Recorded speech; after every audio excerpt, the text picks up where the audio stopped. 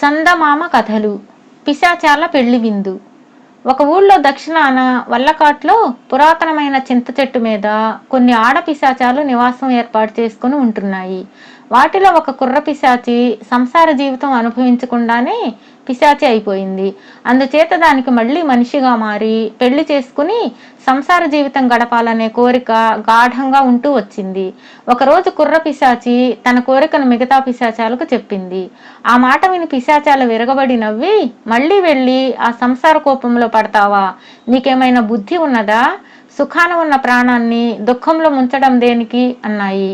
అత్తగారి బాధలు, ఆడపడుచుల సాధింపులు భరించలేకే నేను ఉరిపోసుకున్నాను. ఆ సంగతి నీకు తెలియదేమో అన్నదొక పిశాచం. ఆడపడుచులు అత్తగారు లేని ఇల్లే చూసుకుంటాలే అన్నది కుర్ర పిశాచి. మర్నాడు చీకట్లు ముసురుతూ ఉండగా కుర్ర పిశాచి అందమైన అమ్మాయిగా మారి కొంత దూరాన ఉన్న ఒక పాడుబడిన సత్రం అరుగు మీద ఏడుస్తూ కూర్చున్నది. కాసేపటికి అటుగా వెళుతున్న ఒక అందమైన యువకుడు దాని కంటపడ్డాడు. వాణ్ణి చూస్తూనే కుర్ర పిశాచి సంతోషపడిపోయి మరింత గట్టిగా ఏడవసాగింది. ఎవరు వారు? చీకటి పడినా ఇంకా ఇక్కడే ఉన్నారే అని ఆ యువకుడు అడిగాడు. కుర్ర పిశాచి వెక్కి వెక్కి ఏడుస్తూ, మాది పొరుగురు, అమ్మ నాన్న పోయి నేను అనాథనయ్యాను. అలా ఊళ్ళు పట్టుకు తిరుగుతూ ఉంటాను. నా జీవితం ఎలా గడుస్తుందో అన్నది. ఆ యువకుడు జాలిపడి, ఎవరినైనా పెళ్లి చేసుకోలేకపోయావా అన్నాడు. చెప్పడం తేలికే, కట్నం ఇవ్వలేని నన్ను ఎవరు పెళ్లాడతారు అన్నది కుర్ర పిశాచి.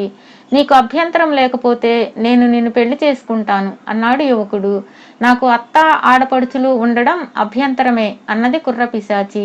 నాకెవరూ లేరు, ఒంటరిగాణ్ణి, లంకంత ఇల్లు మాత్రం ఉన్నది అన్నాడు యువకుడు. అయితే మన ఇంటికి పోదాం పద అంటూ కుర్ర పిశాచి లేచి నిలబడింది. ఆ యువకుడి ఇల్లు ఊరి మొదట్లోనే ఉన్నది. మర్నాడే ఇద్దరూ పెళ్లి చేసుకుని ఆ ఇంట్లో కాపురం పెట్టారు. అర్ధరాత్రి వేళ తన భర్త నిద్రపోయాక కుర్ర పిశాచి ఇంట్లోంచి బయలుదేరి తన పూర్వ నివాసమైన చింత చెట్టు దగ్గరకు వచ్చింది. ఎవరా వచ్చింది? ఎంత ధైర్యం! చీల్చండి, చంపండి అని పిశాచాలు హంగామా చేయసాగాయి. కుర్ర పిశాచి వాటి హడావుడు చూసి కాసేపు విరగబడి నవ్వి తన అసలు రూపం ధరించింది. అరే, నువ్వేనా? పోల్చుకోలేకపోయాం సుమా.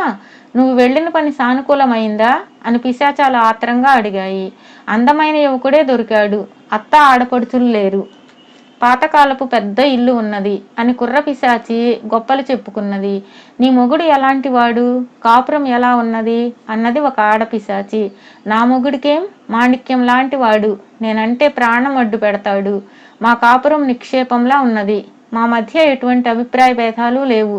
ఇక నేను వెళతాను. ఆయన లేస్తే ఏమైనా అనుకుంటాడు. అసలే కొత్త కాపురం కదా అంటూ కుర్ర పిశాచి వెళ్ళడానికి హడావుడి చేసింది. వెళుదువుగానిలే, మాకు పెళ్లి విందు పెట్టవేమిటి అని పిశాచాలు ఆమెను పట్టుకున్నాయి. కుర్ర పిశాచి కాసేపు ఆలోచించి, అలాగే, విందు రేపు చేసుకుందాం. చీకటి పడ్డాక మీరంతా మనుషులుగా మారి మా ఇంటికి రండి. మిమ్మల్ని నా స్నేహితురాళ్ళుగా నా భర్తకు పరిచయం చేస్తాను. అర్ధరాత్రి నా భర్తకు తెలియకుండా మనం విందు చేసుకుందాం అని చెప్పి మళ్ళీ అమ్మాయిగా మారి ఇంటికి తిరిగి వచ్చింది. మర్నాడు చీకటి పడ్డాక పిశాచాలన్నీ అమ్మాయిలుగా మారి వచ్చి కుర్ర పిశాచి ఇంటి తలుపులు తట్టాయి.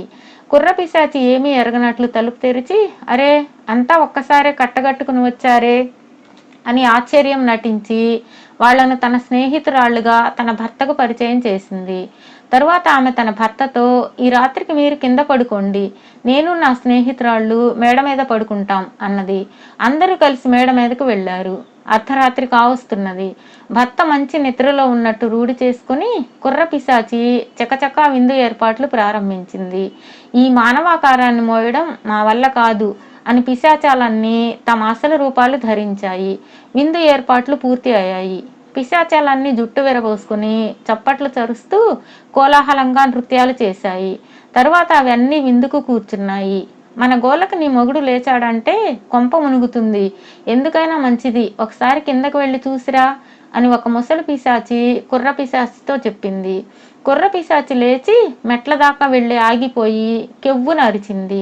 కింది ఆవరణలో సుమారు 30 మగ పిశాచాలు నృత్యం చేస్తున్నాయి. విందుకు అంతా సిద్ధంగా ఉన్నది. తాను పెళ్ళాడినది తనలాంటి ఒక కుర్ర పిశాచాన్నని ఆమె గ్రహించింది. దానికి ఆమె మండిపోయింది. అది ఆడపిశాచాలన్నిటినీ కూడగట్టుకొని నృత్యాలు చేస్తున్న మగ పిశాచాల మీద ఒక్కసారిగా విరుచుకుపడింది. పిశాచాలన్నీ అరుస్తూ, గీరుకుంటూ, రక్కుకుంటూ నానా బీభత్సం చేసి పెళ్లి విందు ముగియకుండానే ఎవరి నివాసాలకు అవి వెళ్ళిపోయాయి. ఈ అనుభవం తర్వాత కుర్ర పిశాచి మళ్ళీ ఏనాడు పెళ్లి మాట తలపెట్టనే లేదు.